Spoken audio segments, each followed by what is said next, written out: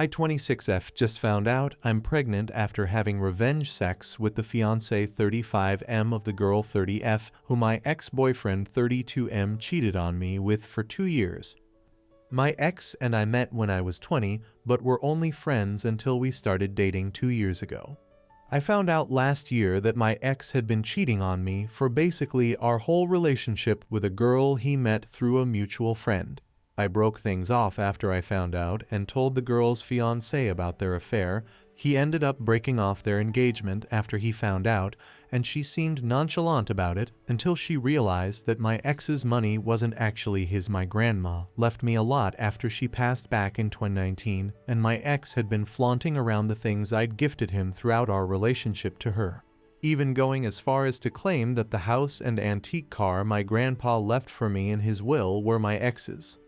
It's not something I'm proud of now that I think back to it, but I did allow my ex to walk all over me for the first month or two after I broke things off because I missed him so much. I gave him money and tried to make things work, but would always get reprimanded by my parents and friends when I'd run to them crying after he ghosted me for her.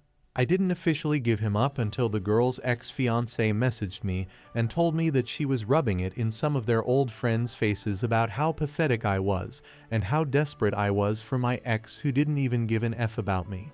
I was really upset and asked him if he'd be willing to meet up with me because I knew that if I talked to my parents or friends about this, then they'd just lecture me even more. He agreed, and the two of us met up at a random food cart place. We ended up spending most of the day just exploring and talking about how we were doing. He'd also confided in me about his relationship with his ex. They'd known each other for 10 years and they'd liked each other for most of the time they were friends, but he wasn't looking for a relationship because he was focusing on school. He had decided to give them a chance after she'd driven 12 plus HRS overnight to him because they'd talked on the phone, and he said he was feeling under the weather and was stressed from how vigorous his residency schedule was. She dropped everything to take care of him, helped clean his place, and made him some home-cooked meals after finding out that he was surviving off of vending machine snacks and instant coffee. He told me in detail about how he'd never felt so loved and cared for. How after she'd done that for him, he'd decided that she was the one. That if this wasn't love, then love wasn't real. Finding out that she was cheating for the last 2 years made everything click into place. She'd been pushing off getting married, telling all her friends that she was having doubts about him. He'd been trying to convince her into going to couples counseling when I broke the news to him that she was sleeping with my ex. I felt like a monster, hearing their love story and then realizing that they didn't get their happy ending because of my ex, and I messed with my head. We continued to talk from time to time, checking in on each other and meeting up for quick bite every now and then. We lost contact after the girl my ex cheated on me with somehow convinced him to take her back. I became slightly depressed after he cut me off, explaining to me that he was still in love with her and wanted to work things out, which meant a clean slate. I found out through some internet snooping that my ex cheated on her too, which was why she went back to her ex-fiancé. A few months passed and things went back to semi-normal. I started getting therapy and was about ready to put myself back out there to try out the dating pool again, when around New Year's I got a call from the guy. He was crying and asking if I was available to talk. I of course said yes, and out of concern met up with him at his place. He broke down to me and told me about how he'd found her and my ex in his mom's guest bedroom during Christmas when she'd snuck him in for a quickie during his family's busy holiday party. All hell broke loose when he'd found them in the guest bedroom after spending 20 minutes looking for her everywhere. We drank a bit and ended up having sex. He apologized and told me that it was a mistake and he wasn't in his right mind, that he just wanted revenge sex, but it didn't make him feel any better after. I tried to message him platonically a few times after to see if he was all right, but he blocked me, so I dropped it and went on with my therapy and life. I went in last week to check with my doctor since I'd been getting bad cramps, and to get a new prescription refill for my birth control that I use to help with my PCOS. I had to do a usual test to double check for the possibility if I was pregnant, and was very surprised when it came back positive. I have been sitting on this new knowledge and have been contemplating on if I should tell him, not tell him, or if I should even keep the pregnancy. My doctor did inform that since I am still in the earlier stages, I am still at a big risk of having a miscarriage. So I don't know if I should even be worrying at all about all of this, since there is a chance that I could lose it. And then it'd just seem like I was trying to grab at his attention or something. Especially after he'd made it clear to me that he wasn't comfortable talking to me anymore after we slept together. I haven't told anyone and have been going crazy because I don't know what to do. Update. I know a lot of people were against this, but I went through with the pregnancy and I am forever thankful for my beautiful baby. I had originally planned to get an abortion, but I found myself unable to go through with the appointment. I am pro-choice and always will be. Just because I chose to keep my baby doesn't mean another girl should be forced to keep a pregnancy they do not wish to continue. Everyone has a right to their own bodies. My parents were very upset with me and my whole family disowned me. I listened to what some of you said about letting the father know we'll be referring to him as Dave. After many failed attempts to reach out to him, I decided to go in person. Dave was not happy when I showed up at his place, but when I told him why, he agreed to talk with me. Dave let me know that he'd officially ended things with his ex and wanted to go no contact with me because I was another tie to his past with her. But he was willing to try and figure out a co-parenting plan with me if I agreed to a paternity test first. I of course felt a bit bad about the paternity test part, but agreed to it since we both had only been acquaintances that bonded over our trauma. Everything was honestly easy cruising until I started to spot around the 26-week mark. My obgyn explained that while spotting is normal while pregnant, mine was heavier and my blood pressure also both worried them because of gestational diabetes and preeclampsia risk. After a few nights of Dave insisting on sleeping on my couch, I had him help me move some of my things to his place since he lived closer to the hospital. I am very thankful I decided to semi-move in with him. When I did I went into premature labor at 32 weeks. I am very thankful to have had Dave and his family as my support system. His mom would come and switch out with him at the hospital and advocated for me whenever I felt washed out or unheard. She helped me both emotionally and physically and stood by me. Dave's mom also helped me work through my emotions when all I wanted was my mom. She and my dad had gone no contact with me after I decided to keep and have my baby. Dave's mom was an absolute godsend also because she's a retired nurse. She started in OB, went to NICU and eventually later settled into lactation before retiring, and explained things to me when we found out that my baby had respiratory problems and had a single umbilical artery, and that it could have been a factor into why I went into premature labor. She stayed with Dave and I so she could help me with pumping since I wasn't able to produce milk, and encouraged me when I felt like such a failure for not being able to take care of my son when he needed me most. She drove me to and from the hospital while my son was in the NICU because I was healing and so mentally physically exhausted. I really and truly believe that I didn't fall into deep postpartum depression because she held me and helped me with each step and was always so patient with me, even when I wasn't with myself. Dave's mom would constantly remind me that nothing was our fault and no one did anything wrong. It's just that everyone is faced with hardships in life, and this was one we'd work together to get through. My son graduated from the NICU and came home a month after I did. Dave's mom visited us often and helped with him since Dave and I are first-time parents. Dave's dad joked that he felt like she and I had the baby together, and he and Dave were both just background characters that make guest star appearances every now and then since Dave was working so much in order to build more toe, and his mom wouldn't bring his dad along when she'd come visit since she didn't want him to disturb me and the baby with his loudness. Dave's dad is hard of hearing and can sometimes be unaware of his volume, so he took no offense to it. Dave's siblings and family members posted a lot about our son because he was the first grandchild and first baby in a long time. Dave's youngest cousin is 17 turning 18 this year. Somehow someone must have shared a photo or something, but pictures of us reached my family and my parents demanded I let them meet my son. Dave was supportive of whatever I chose to do and said he'd agree to them meeting him if that's what I wanted. After thinking about it for a few days, I decided that I wanted to talk to my parents before I let them meet my son.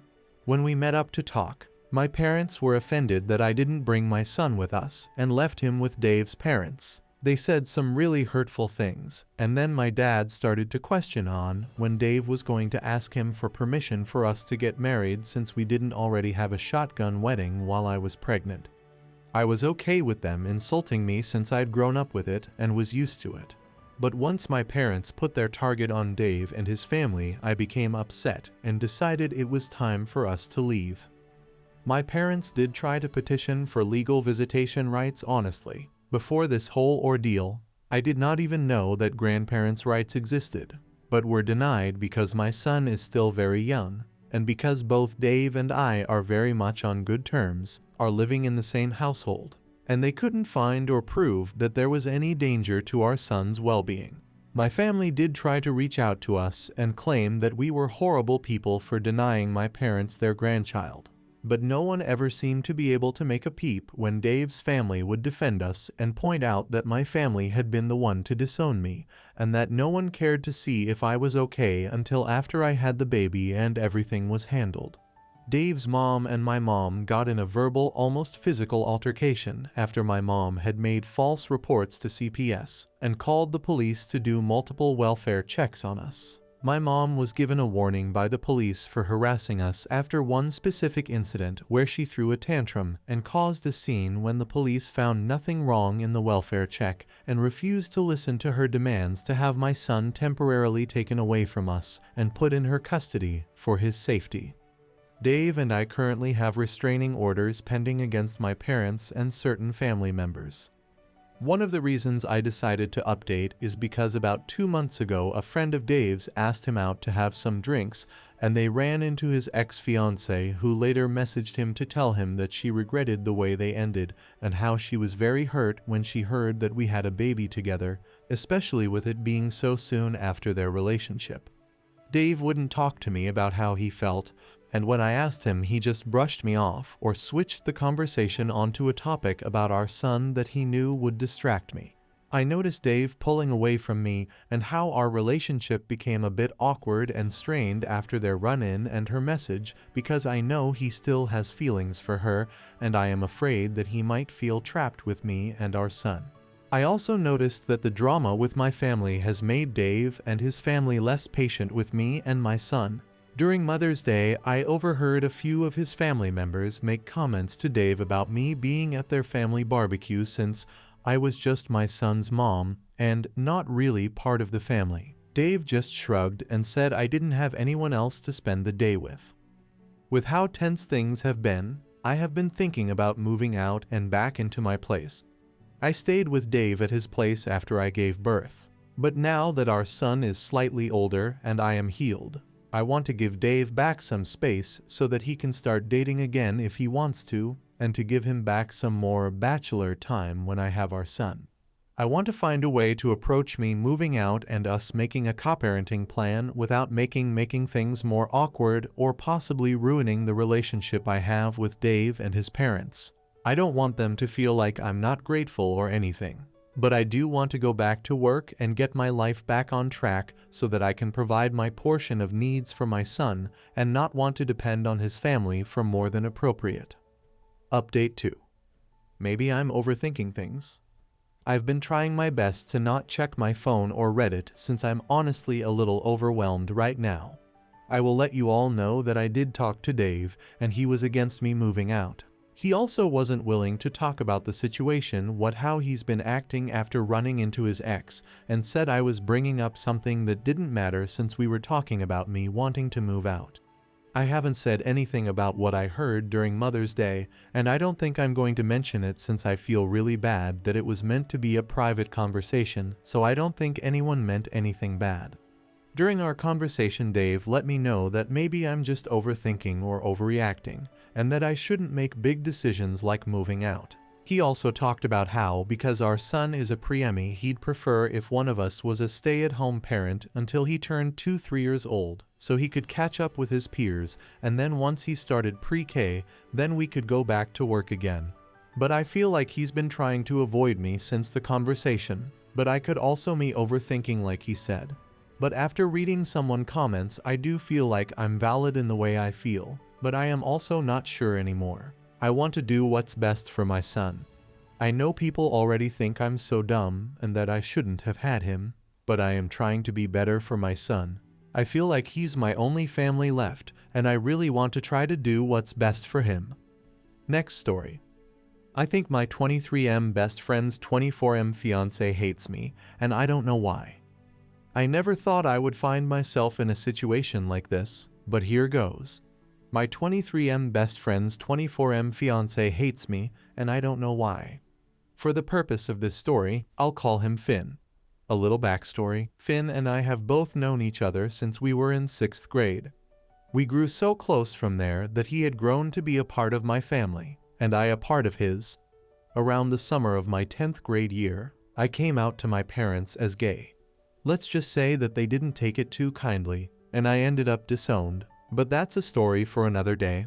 Gonna start it off and say I've never had or teased any romantic feelings towards Finn. To make a long story short, Finn's family happily took me in and treated me with nothing but kindness. When Finn and I graduated from high school, he went on to work under his father, while his parents helped me pay to attend college.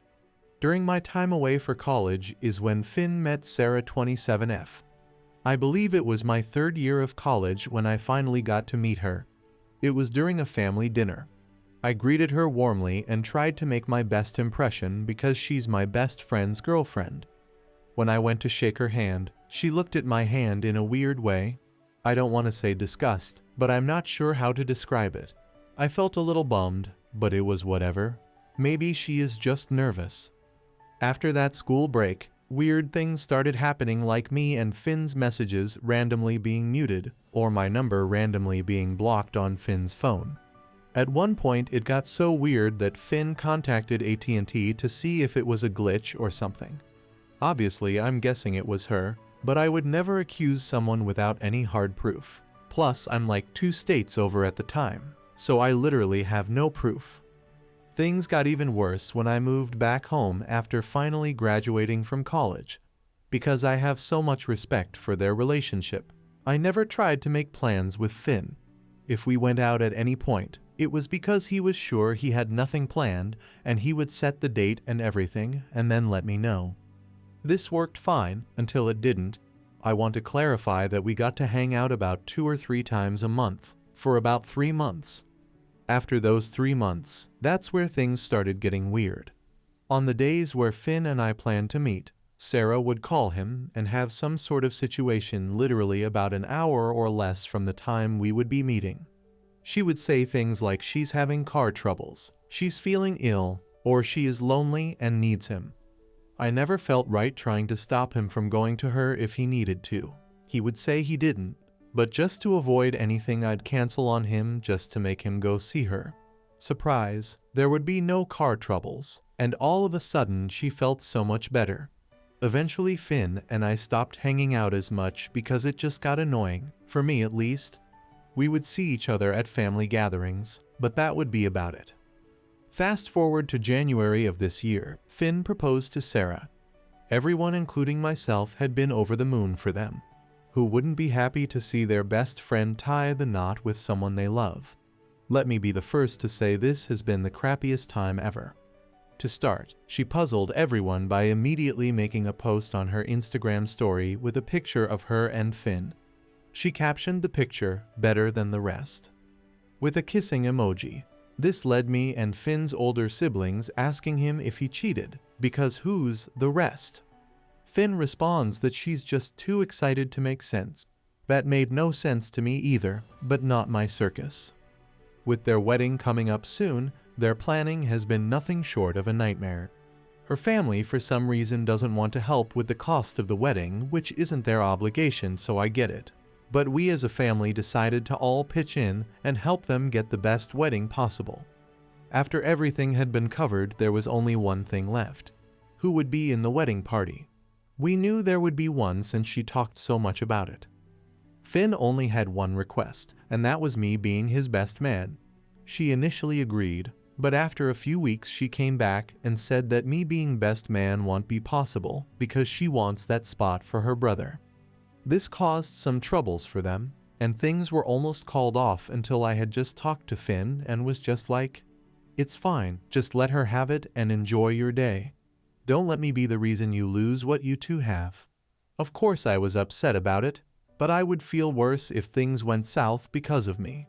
I would say that was my biggest mistake, as now it feels like she is flexing her power. Recently, during another family dinner, she brought up seating and shower us a few pictures. Why would I not be surprised that she sat me at a table away from those I would call my family? When she showed us, I got a few glances from Finn's parents and siblings, and damn, I might be a doormat, but I was just fine with it if the wedding still got to happen. My problem is I just want things to be fine, if not good, between me and her. I don't know if it's because I'm not related by blood, or she's homophobic, or whatever it may be, but I don't want this to be a constant thing. I hoped that with time, things would get better, and they really haven't. I'm hoping things get better after the wedding, but I'm not even sure. I don't want to talk to anyone close to us and start something. And I'm really considering going low contact with Finn if this solves the issue, but I don't really know what I'm doing here. How do I go about this while protecting my relationship with Finn's family, my friendship with Finn, and not destroying his relationship? Update. So yesterday I posted about problems I'm having with my best friend's fiance. After receiving a ton of great advice, I figured that I would at least speak to one of Finn's family members or Finn himself tomorrow, since that's when we meet for dinner. But I was a bit surprised when Finn dropped by my apartment today. I was spooked at first with me making the Reddit post and thinking that he had seen the post and was here to confront me. Luckily, he said that he was just in the area and decided to stop by. There was the initial small talk you do when someone comes over, and then a good 20 minutes of us daydreaming about the food we are having tomorrow lol. But then I remembered someone saying I should show Finn the Reddit post. I learned that the more I waited, the more damage there will be when things come to a head. I guess he noticed my hesitancy since he asked me what's going on. As much as I wanted to say nothing and keep letting the issue stay where it is, there would be no point of me coming on here asking you all for help. I pulled up the Reddit post on my laptop and showed him the post. He read the post about 3 or 4 times, which made me nervous again since time was going on, and he had just been staring with no reaction for so long. After a while, he asked, "Is this it?" I can't even explain how fast my heart sunk. I thought he was about to downplay the situation, even though I would say that the two of us have always been understanding of what each other are going through. He read through the comments of the post before he sat the laptop down. I want to thank you guys so much because the conversation that followed had me floored. I would say almost everyone who gave suggestions were correct in some way. Anyways, the conversation went like this. "Finn, have I ever made you feel like this was something you couldn't tell me?" Me, that's a very difficult question to answer. Not directly, but your happiness played a huge role in me just brushing it under the rug. Finn, you should have told me this long ago. Don't you think I would want to know about this? I thought things were going fine. Finn, there is a difference between you being considerate of my relationship with Sarah and you letting me be stupid enough to let her run over you and our friendship. After that, I had to ask him if he really saw nothing going on. He said he felt really pissed about the entire wedding situation, but he chalked it up to her just wanting her day to be how she imagined it. I made sure to remind him that it's his day as well, which is honestly something I should have said back when I was removed from best man. I then asked him would he have idea why she acts the way towards me. I had never met the girl, so it puzzled me how she could be so towards me. Me thinking it would be a little petty reason that could be easily fixed, right? Wrong. Whoever said something about a drunken confession or something of the sort, you would be right. Apparently during my time in college, Finn got closer to some people who went to our high school. This led to him meeting Sarah as well. He said that before he and Sarah started dating, it was one time where they had all decided to hang out and had been playing some sort of drunken confessions game. I've never really been to parties like that, so I don't know how those work. Anyways, he started rambling for a bit before I asked for him to get to the point in whatever effed up way it happened. He remembers saying something along the lines of, "I wish my name was a girl." Not blaming him, but there is no way you said some crazy stuff like that. I almost thought he was joking, but he had a stone face. No wonder she hates me, and that makes me wish I would have spoke up sooner. I told him how whatever he said was not okay. I also told him that if he knew he said something like that, out of everyone, he should have known that she would feel some kind of way. He tried to excuse it by saying that he thought no one would remember, and it was just something that would pass.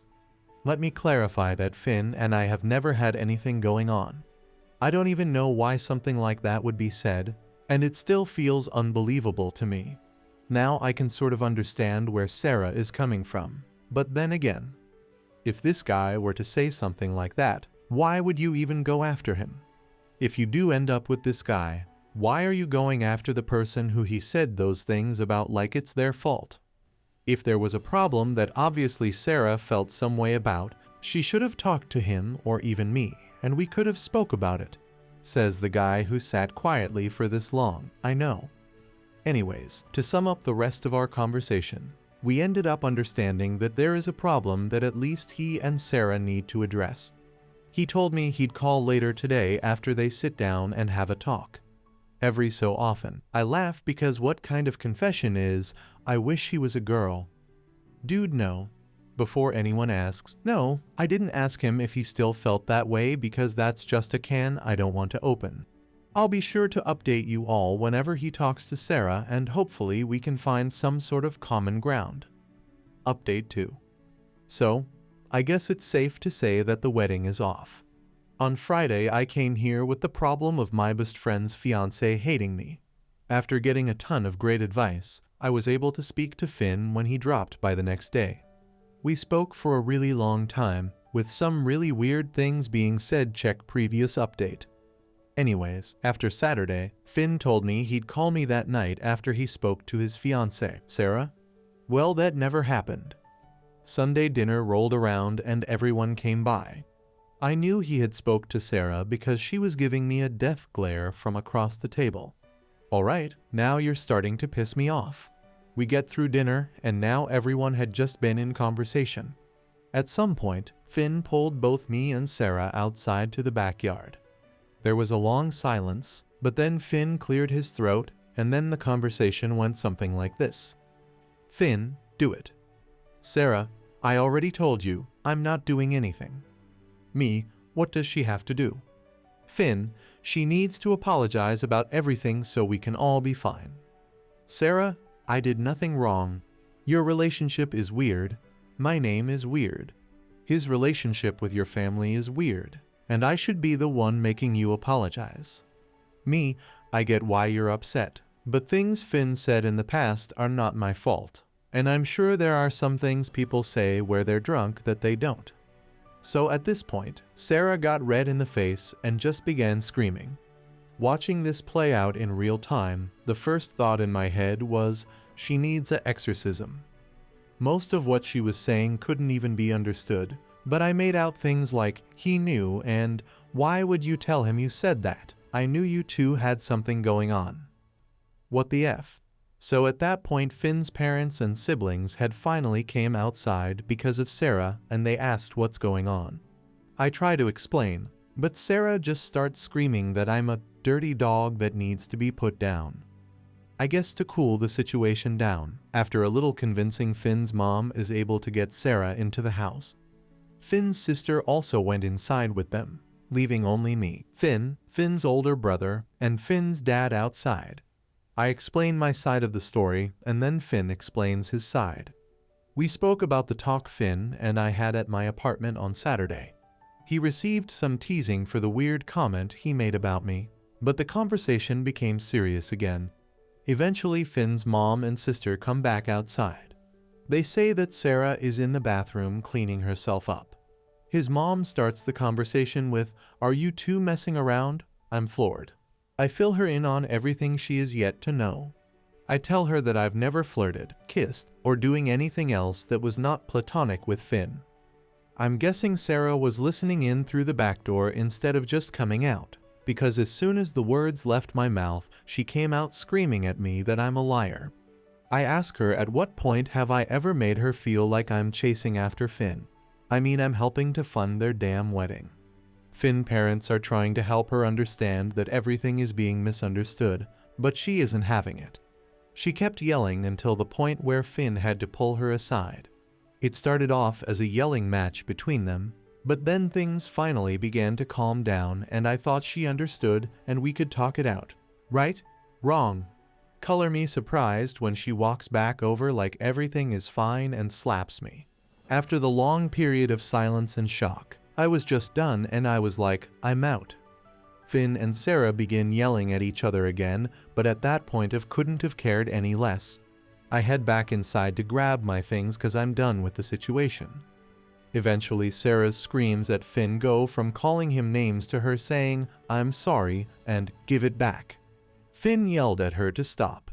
Hell, even I was scared and I didn't even do anything. He then said something like, "I let you have the wedding how you wanted. I've never given you a reason to doubt me. The fact that you're just yelling and screaming here like a toddler is honestly something I'm not looking for in a partner. You make up this fake scenario in your head, and why? What good does that do? You're pissed about a comment made at a party before we even dated, and that is crazy to me. You won't apologize. You won't listen. I should took the ring the moment you slapped him. Nobody in this house has ever disrespected everyone else like you've done today." Finn came inside as well and began grabbing his things. He told his parents that he's gonna sleep in his old bedroom upstairs for a few nights, which they were fine with. I knew Sarah had driven over with him, and before anything, no matter what they went through, he should make sure he gets her home safe. After I spoke to him about taking her home, he agreed. Everyone had finished grabbing their things around the same time with me, Finn, Sarah, and his siblings all heading to our cars at the same time. The entire time, I was surprised but not interested when Sarah began apologizing to me. I mean, I didn't even want her to apologize in the first place, but just treat me with the kindness I offered to her. Why did we have to go through all of this for you to realize that you're just being downright nasty? I'm not sure if she's been cheated on in the past, or if it's some kind of trauma or something, but it's also not for me to figure out. Finn ended up dropping her off, and I'm guessing he called me by the time he got back to his parents' place. I didn't even answer because I was just tired and the entire confrontation drained me. It definitely could have went better, and I hoped that this would be something that could be easily fixed. Instead, it destroyed a relationship which I feel crappy about. It's Monday afternoon, and there is still no word on if Finn and Sarah have even spoke to each other this morning. I haven't spoken to anyone this morning either, but Finn did send me a few TikTok videos. I think it's just sad because even with the way she treated me, I think their relationship was a beautiful thing, and it sucks that things such as jealousy and misunderstandings can be silent killers to a relationship. I thank you all for the advice and for pushing me towards talking to someone about this. I wish things could have ended differently, but as some of you said, this should be a wake-up call towards both Finn and I. I'm not sure what will come of everything. Maybe they will reconcile eventually, but I think for now the wedding may be off. Update 3. It has been almost a week since my initial post, and I can't thank you all enough for all the advice. Even the people who called me out on being a doormat, thank you. Since my last update, a lot has happened. I want to start things out by flat out saying that there isn't a chance of reconciliation between Finn and Sarah, and after reading everything and really taking a step back to see how this situation was definitely a blessing, I'm happy with the outcome. Since the major fallout, me and Finn have spoken a lot about not only being open and honest with each other about things that bother us, but to also establish boundaries for our future partners, not that either of us are getting out there. Yesterday evening, Finn and I went over to the apartment he shares with Sarah to retrieve his belongings. When we got there, Sarah wasn't home, so that was a relief. It was a bit of work to get all of his things bagged boxed up and put in the rental, but luckily we got everything. I actually live in a decent-sized apartment, so Finn is gonna stay with me until he settles everything with the place he had with Sarah. Finn, along with the rest of his family, ended up blocking Sarah, with Finn blocking her after they spoke a final time this morning. I was around during the conversation, and there was another moment where you all really helped. I'm guessing Finn did take notes from you all because he spoke for a long period about how she has things that she needs to work on before looking for a relationship, with some of them being the ability to love herself and dealing with her mental health, as well as she is clearly not in a good state. There was a lot more, but that is just to make a long story short. She asked him, was there really no chance that things could work out between them? He told her no, not only because of what he had just said, but because she disrespected him, me, and the rest of his family. He told her he should have put his foot down a long time ago, and it's just as much his fault as it is hers that things got this far. He told her that he wished the best for her, and when she is ready for a relationship and the right time comes, then that will be that. There was a long moment of silence, and then she ended the call, and he blocked her not long after. I'm not sure how the wedding cancellations and all that good stuff will work, but I'm sure we'll handle it. As far as me and Finn's relationship goes, I feel really happy. I feel like I got my best friend back, and it's crazy how you don't realize how different the energy and friendships become when you are in situations like that for that long. I can admit that no, none of this was not my fault. However, I could have spoke up about it, not only for myself, but for Finn as well. Maybe the two of us along with the rest of the family should take a trip somewhere, taking time for ourselves. I think this whole situation has been very eye-opening for both me and Finn, and there needs to be some changes, especially with us and our communication, because as you all said, it wouldn't have gotten this far had we spoke on it. That's pretty much it. There wasn't a crazy fight scene where the police bust in and take Sarah away. I think that Sarah definitely needs to get her crap together, but we also have to better ourselves as well. And some of you have made me very aware of the pushover I can be. You've all given me so much guidance, and that really warms my heart. I actually cried a little because almost a week ago, I felt so hopeless. This will most likely be the last update, but before I go, I'll answer some of your questions that I felt shouldn't go ignored. Also, I read every single comment, and even if I didn't respond, best believe I took it to heart, and I am forever grateful. Okay, first question. Why do you think their relationship was a beautiful thing?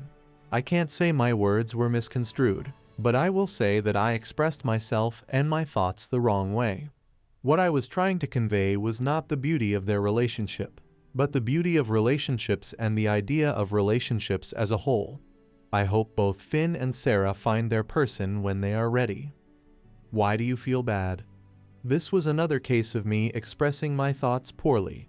I don't feel bad that Finn got out of that situation. I'm happy that he's out of that toxic environment before things got even more messy. What I felt bad about was that there was a situation to even begin with, and if my best friend is hurting, I can't help but feel bad. Being a rebound for Finn? No, absolutely not. If there were to ever be something between me and Finn, it would be under full understanding that we are in it for each other. Not saying that it would ever even happen, but what good would a rebound do besides hurting each other? Once again, not claiming to have feelings for him, but even if I did, I wouldn't use this but a chance to start anything with him with emotions everywhere. The last time I heard from my family, a few months before I started college, which was many years ago. I wish them the best, just not around me. Have you and Finn cleared up what your relationship is meant to be? Yes, we definitely have, especially with the help of you all. I made it known to Finn that it's fine to feel however you feel towards me or anyone, but you have to understand who you are and what you want out of relationships with people, whether it's friendships, lovers, etc. Someone said platonic soulmates, and that definitely suits us. Haha. Why did Sarah's family disown her? That remains unknown. If I ever find out, I'll let you all know. I wish her the best as well, just not around me. Has Sarah ever physically abused Finn? No. He has said that they argued consistently, but there was never any hands laid on one another.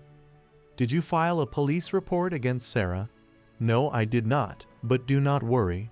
Since it all happened on the back porch, it had been picked up on the camera, and I have it saved to my phone if I ever need it, which I doubt. How have your partners felt about Finn? Never had one. I think that pretty much wraps it up. If anyone has any more questions, I'll do my best to answer. If this wasn't the update you expected, still treat me kindly. Once again, I love you all so much. Update 4. Hi to those still out there. A little has happened since everything went down. We are currently at a vacation cabin, and the picture is a trail that we had took a walk on. Finn is doing really well, and his parents as well as the rest of us are really happy to have him around a lot more.